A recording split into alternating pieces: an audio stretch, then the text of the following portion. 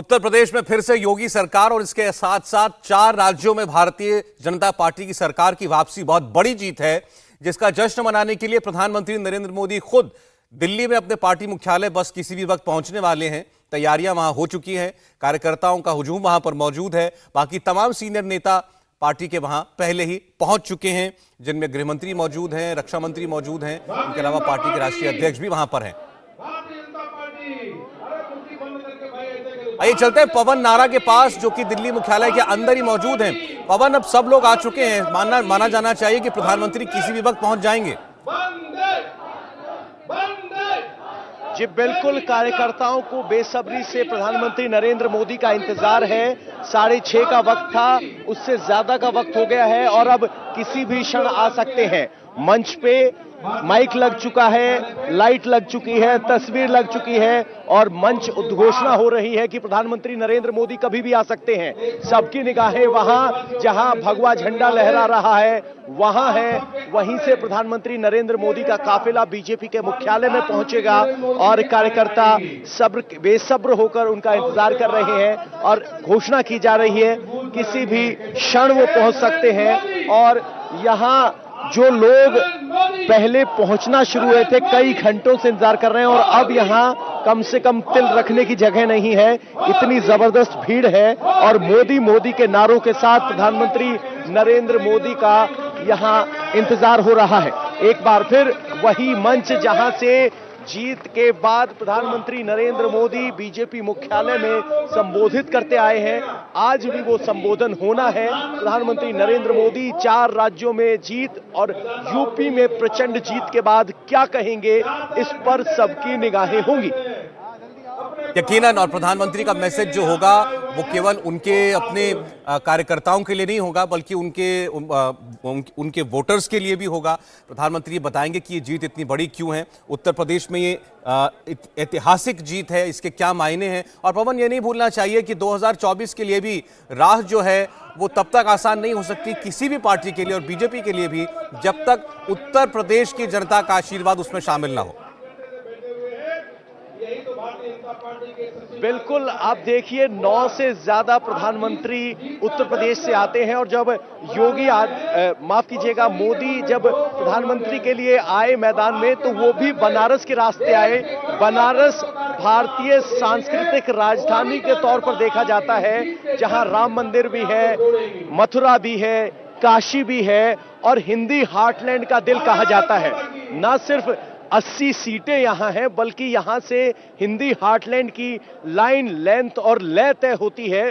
तो आप समझ सकते हैं कि यूपी का जीतना और ये चौका 2014, 17, 19, 22 या 2024 का सेमीफाइनल इसे कहें तो गलत नहीं होगा।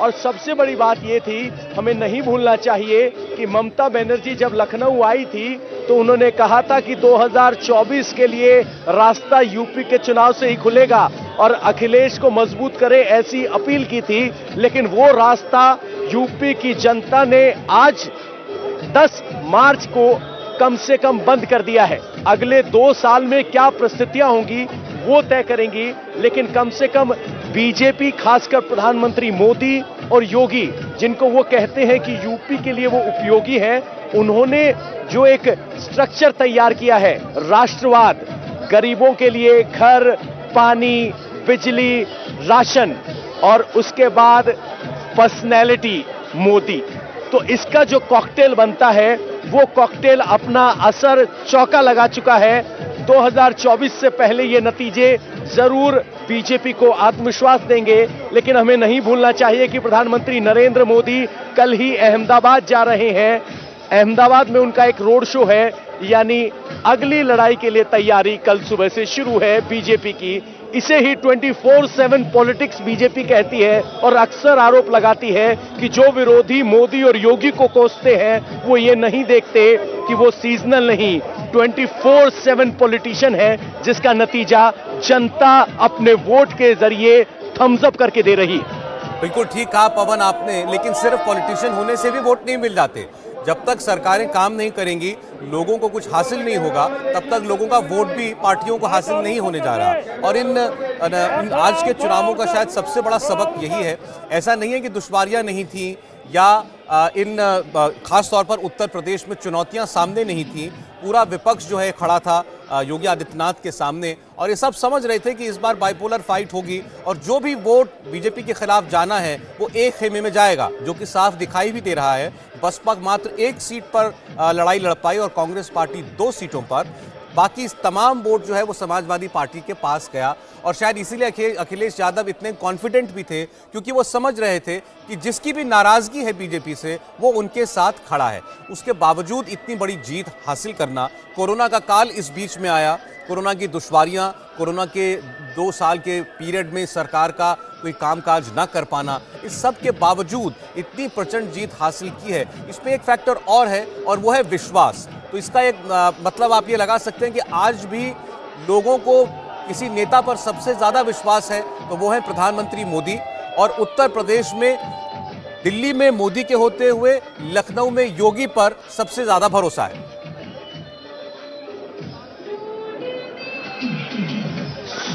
सौरव जी, ये तस्वीरें बीजेपी हेडक्वार्टर के बाहर की हैं, जहां अब कार्यकर्ता बीजेपी के कार्यालय में नहीं आ सकते, तो बाहर की भीड़ है और पुलिस एक लाइन बनाकर आपको दिखाई दे रही है। यहां से प्रधानमंत्री नरेंद्र मोदी का काफिला आएगा, तो कुल मिलाकर अब किसी भी क्षण प्रधानमंत्री नरेंद्र मोदी यहां पहुंच सकते हैं। इसके अलावा आपने जो सवाल पूछा था शायद वो मैं आपसे सुन नहीं पाया। सवाल नहीं, मैं आपसे ये कह रहा था कि जी ये लड़ाई भरोसे की है, और चुनाव दर चुनाव प्रधानमंत्री नरेंद्र मोदी पर लोगों का भरोसा कायम है, उनकी लोकप्रियता कायम है, इस पर बार बार स्टैंप लग रहा है। और उत्तर प्रदेश में डबल इंजन की जो बात बीजेपी कहती है, जिसका माखौल विपक्ष उड़ाता है, उस पर भी एक ठप्पा है।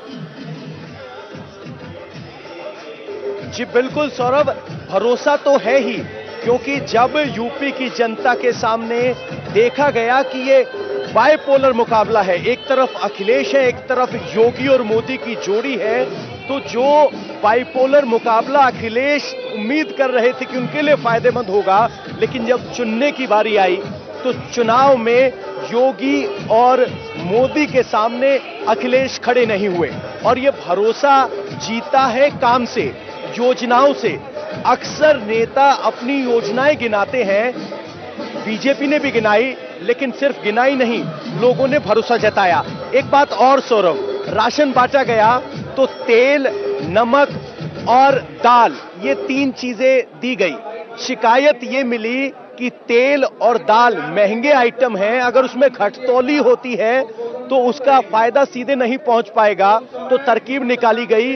मोदी और योगी की तस्वीर के साथ 1-1 किलो और 1 लीटर की पैकिंग कर दी, यानी या तो मिलेगा या नहीं मिलेगा, घटतौली नहीं होगी। और फिर बीजेपी की कार्यकर्ताओं ने इंश्योर किया। मैं आपको बता दूं, बनारस में महिला कार्यकर्ताओं से बात हुई, वो ग्रामीण इलाकों में जाकर सर्वे करती थी कि क्या आपको राशन मिल रहा है, टाइम से मिल रहा है। तो देखिए, योजना जमीन पर उतारना, फीडबैक लेना, और यही एक प्रोसेस है जिससे आप भरोसा जीतते हैं।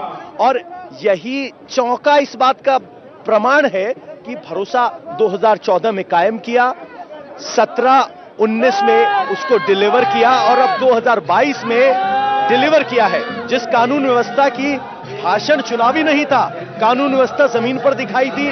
महिलाओं ने कहा यह हमारे लिए सुरक्षा वाली आजादी है, जो आजादी के 75 साल बाद पश्चिमी यूपी की महिलाओं को मिली है।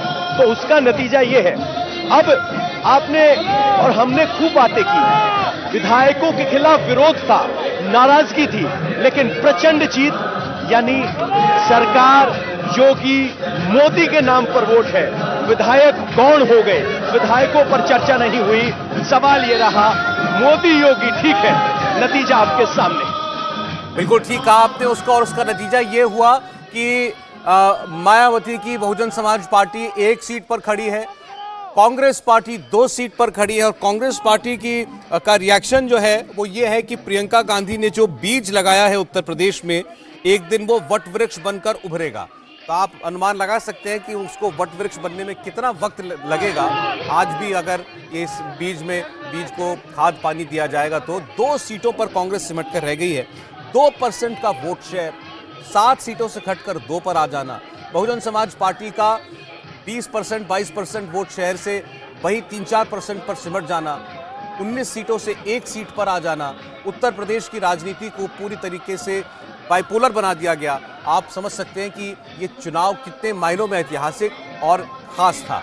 और इसके अलावा चूंकि हम लोग बात कर रहे हैं बीजेपी की जीत की, तो जो बाकी राज्यों में जीत मिली है उसको भी कम करके नहीं आंका जा सकता। खास तौर पर उत्तराखंड में 3 मुख्यमंत्री दिए 5 साल में। लोगों को लगा कि ये अपने आप में सबसे बड़ा संदेश है कि जो राज्य वैसे ही हर 5 साल में सरकार बदल देता है, वो ऐसे मुख्यमंत्री बदले जाने के बाद तो बिल्कुल भी भारतीय जनता पार्टी की सरकार दोबारा नहीं आने देगा।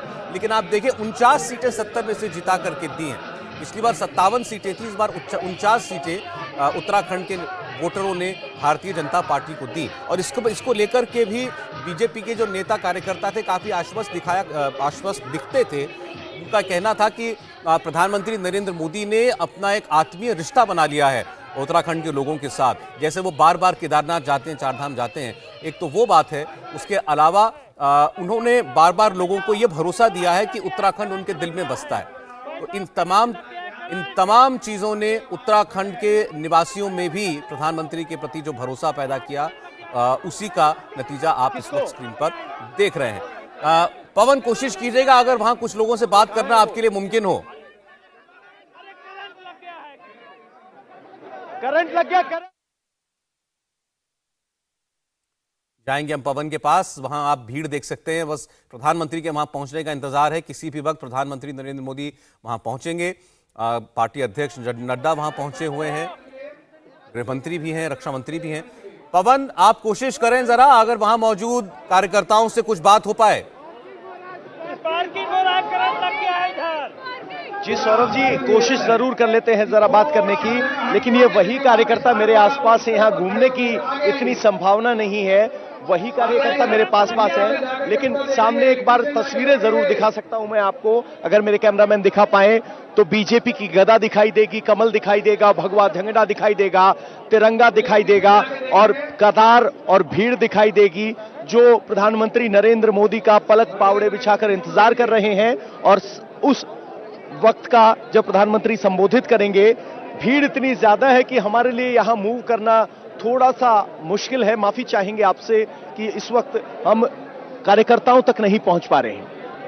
नहीं पवन, हम समझ सकते हैं क्योंकि वहां प्रधानमंत्री को आना है, इसलिए जो जहां पर है वो वहीं पर खड़ा है। कोई मूवमेंट वहां पर नहीं हो रहा है, ऐसा हम देख भी पा रहे हैं। लेकिन प्रधानमंत्री जब भी इस तरह कार्यकर्ताओं के बीच आए हैं, वो कोई बहुत स्पेशल जीत थी जिसका जश्न अपने कार्यकर्ताओं के साथ वो मनाना चाहते हैं, तब आते हैं। और आज की जीत तो हर मायने में बहुत खास है। बिल्कुल सौरभ जी, कहा जा रहा था कि यूपी में 3 दशक से ज्यादा का वक्त हो गया जब कोई सरकार रिपीट नहीं हुई। अब की बार अगर आप देखेंगे तो 2019 के चुनाव में सपा बसपा मिली थी, तो अखिलेश यादव ने कहा कि वो गलती हो गई, हम सुधारेंगे। अब की बार हम गुलदस्ता बनाएंगे, बिग ब्रदर बिग पार्टनर में बाकी छोटे छोटे छोटे दल, यानी अखिलेश यादव के सामने उन्होंने अपने लिए चुनौती दी, MY मुस्लिम यादव से आगे बढ़कर कौन से दल साथ में जोड़े जाएं। नेता तो आए, लेकिन जनता ने दलों की दीवार तोड़ दी, क्योंकि ये नतीजे बिना दलों की दीवार तोड़े संभव नहीं है। यानी जो गेम, जो राजनीति अभी तक चलती आई है वो बदल रही है। अब जनता क्लियर कट मैंडेट देती है, जनता ने जातियों की दीवार तोड़ी है, अब डिलीवरी करनी पड़ रही है। यानी जो खेल खेलने की आदत है राजनीतिक पार्टियों को, वो गेम बदल रहा है, रूल ऑफ द गेम बदल रहे हैं। उत्तराखंड, जहां कहा जाता था कि रिपीट नहीं होगी, दूसरी कांग्रेस पार्टी आएगी, सभी जानकार इंक्लूडिंग हम सब कह रहे थे कि शायद कांग्रेस को एज है, लेकिन वहां बीजेपी जीती है। एक बात हमें नहीं समझनी चाहिए, उत्तराखंड में 4 धाम प्रोजेक्ट के जरिए हाईवे पर काफी काम हुआ, लेकिन उसके खिलाफ सुप्रीम कोर्ट में मामला उठा, PIL डाली गई पर्यावरण के नजरिए से। रेल परियोजना के खिलाफ भी ऐसी ही बात हुई और लोग आजकल समझदार हो रहे हैं। वो जानते हैं कि इन विकास परियोजनाओं के खिलाफ पीआईएल डालने वाले लोग कौन हैं, कौन उनको बढ़ाते हैं। तो ये जब बातें छन छन कर पहुंचती हैं तो एक माहौल बनता है। उत्तराखंड के लिए 4 धाम हाईवे प्रोजेक्ट है, रेल है, इसके अलावा पहाड़ों का विकास है। तो क्या तराई और क्या पहाड़ी इलाका, उन सब इलाकों में प्रचंड जीत मिली है। इस जीत की उम्मीद बड़े बड़े जानकार नहीं कर पा रहे थे, लेकिन वो भी अपने आप में ऐतिहासिक है। तो नरेंद्र मोदी जब जब चुनाव में आए हैं तो इतिहास शब्द इतनी बार रिपीट होता है। बहुत से जो विरोधी हैं या कहें कि जो क्रिटिक हैं, वो कहते हैं कि मीडिया को इतिहास कहने की आदत हो गई है, लेकिन हकीकत ये है कि जब जब इतिहास शब्द का इस्तेमाल हो रहा है, कोई ना कोई इतिहास बनता है। यूपी में बना है, उत्तराखंड में रिपीट हुई है, हरियाणा में जब दोबारा बीजेपी की सरकार बनी थी वो भी ऐतिहासिक था। तो ये सब बातें हैं, लेकिन सच ये है कि मोदी की पर्सनैलिटी, मोदी के कामकाज, ढंग, प्लानिंग, उसको जनता स्वीकार कर रही है और नतीजे आपके हमारे सामने हैं। बहुत सारे मिथक भी इस चुनाव में टूटे हैं पवन। सबसे बड़ा मिथक तो ये था कि हिंदुस्तान में काम करने पर वोट नहीं मिलते, वोट मिलते हैं जात पर, पात पर, धर्म पर या फिर किसी ऐसे और इमोशनल मुद्दे पर। सिर्फ काम करके लोगों तक लाभ पहुंचाकर वोट हासिल नहीं हो सकता। लेकिन बीजेपी ने इस मिथक को तोड़ा है और इसके ये बात कहने वाले आपको जमीन पर, आप तो घूमे हैं, आपको हजारों लोग मिल जाएंगे कि उन तक कुछ ना कुछ चीज जो है पहुंची है।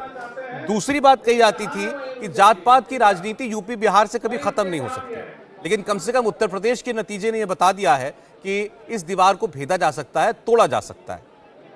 तीसरी बड़ी बात, बाहुबली जिस तरीके से अपना चुनाव हारे हैं, उसने भी यह साबित कर दिया कि आज के उत्तर प्रदेश में लोग बिना किसी भय के, बिना किसी डर के, बिना किसी बाहुबली की ताकत के आगे झुके वोट कर सकते हैं और उन्हें झुकने पर मजबूर कर सकते हैं। तो ऐसे उत्तर प्रदेश के चुनाव ने बहुत सारी नई परंपराओं को जन्म दिया है, ऐसा हमें कहना पड़ेगा, और इस स्वस्थ राजनीति की एक शुरुआत जरूर मानी जाएगी। पवन जी बिल्कुल सौरभ जी, अगर आप देखेंगे तो यूपी की राजनीति में आज के जो रिजल्ट हैं उसमें हमें बहुत सारे इंसाइट्स मिलेंगे, हमारे लिए भी सीख है। मैं मानता हूं कि हम कई बार अक्सर चश्मा लगा के देखते कि यहां जात ये है, ये इक्वेशन है, ये जनता है, लेकिन इन सब से परे जब जनता ने चुनाव किया है तो हमारे लिए भी बहुत सारी सीख है। दूसरी बात, जो नेता कहते थे कि हमने इसको सीएम बनाया, उसको सीएम बनाया, मेरे पास सत्ता की चाबी, जनता ने बता दिया सत्ता की चाबी सिर्फ जनता के पास है, और वो जब बटन दबाती है तो वो तय करती है कि चाबी या सत्ता किसके पास होगी। कोई नेता जात की या वोट की ठेकेदारी नहीं कर सकता। ये संकेत यहां से मिले हैं। बड़े बड़े कद, बाहुबली यहां फेल हुआ है। और इसके अलावा मैं आपको जमीनी हकीकत बताता हूं। लोग मजाक में कहते थे कि यूपी में जो हाईवे बनाता है वो सत्ता में वापस नहीं आता है। कहते मायावती ने आगरा तक का एक्सप्रेसवे बनाया, वो सत्ता से बाहर गई। अखिलेश ने लखनऊ तक का बनाया, वो बाहर गए। योगी जी ने तो 4-4 एक्सप्रेसवे बनाए हैं, तो सोचिए वो कितनी दूर तक जाएंगे। ऐसा बोलने वाले थे, लेकिन आज नतीजे देख लीजिए। दूसरी बात, मायावती और अखिलेश नोएडा नहीं आते थे और पूछा जाने पर स्वीकार करते थे कि मिथक है, जो नोएडा आता है उसकी गद्दी चली जाती है। योगी ना सिर्फ नोएडा आए, बार बार आए, ताल ठोक कर आए, और नतीजा यह है कि वापस आ रहे हैं। तो जात पात के अलावा नजरिया और जो जिसको कहते हैं ना अंधविश्वास, उसके मिथक भी टूटे हैं। और मिथक ये भी कि किसान आंदोलन यूपी में बहुत बड़ा फैक्टर है, वो नहीं दिखाई दिया। लखीमपुर खीरी जहां ये घटना हुई, वहां की सभी सीटें बीजेपी ने जीती हैं। इसका मतलब ये है कि लोग उसको एक इंडिविजुअल घटना के तौर पर ले रहे हैं, उसको किसान आंदोलन की वजह से नहीं ले रहे हैं। तो ये भी अपने आप में बड़ी बात है। पीलीभीत से सांसद का एक ऑडियो भी वायरल हुआ था जिसमें वो कह रहे थे कि वोट समाजवादी को ट्रांसफर कीजिए, वो भी नहीं हुआ। तो कुल मिलाकर राकेश टिकैत जो कह रहे थे हम ही ने बनाया है, तो उनकी भी नहीं चली। वो जिस इलाके में वोट डालने गए वहां बीजेपी जीती है।